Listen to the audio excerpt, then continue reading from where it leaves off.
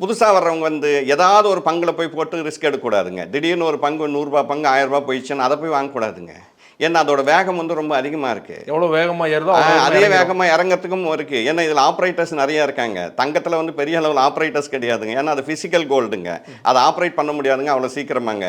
ஆனா ஸ்டாக் மார்க்கெட்டை பொறுத்தவரைக்கும் ஆப்பரேட்டர்ஸ் நெறைய இருப்பாங்க. ஏன்னா நான் வாங்குற பங்கு என்னை மட்டும் தான் பாதிக்கப் போகுது. எனக்கு ஆப்பரேட்டர்ஸ் இருக்கலாங்க. பட் அப்படி இருக்கும்போது அவர் சொன்னாருங்க டபுள் ஆயிடுச்சுங்க, இவர் சொன்னாருங்க ட்ரிபிள் ஆயிடுச்சுங்கன்னு சொல்லி ஏதாவது ஒரு போய் பங்கை போய் வாங்கிட்டீங்கன்னா கண்டிப்பா சிக்கல்ல மாட்டுவீங்க. அப்ப புதுசா வர்றவங்க என்ன பண்ணணும்னா நிறைய கவர்மெண்ட் பங்குகள் அரசாங்கத்தோட இந்திய அரசாங்கத்தோட பங்குகள் நிறைய இருக்குங்க. அதில் முதலீடு பண்ணுங்க. பாதுகாப்பான முதலீடுங்க. நான் அடிக்கடி சொல்றதுங்க.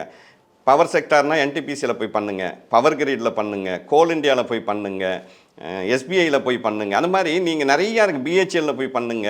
இந்த மாதிரி நம்ம போகும்போது என்னன்னா பாதுகாப்பா இருக்குங்க. மெதுவா போகும். பரவாயில்லைங்க. பெரிய அளவுல ரிஸ்க். லாபம் வராது, ஆனா ரிஸ்க் கிடையாது. ஆனால் என்னன்னா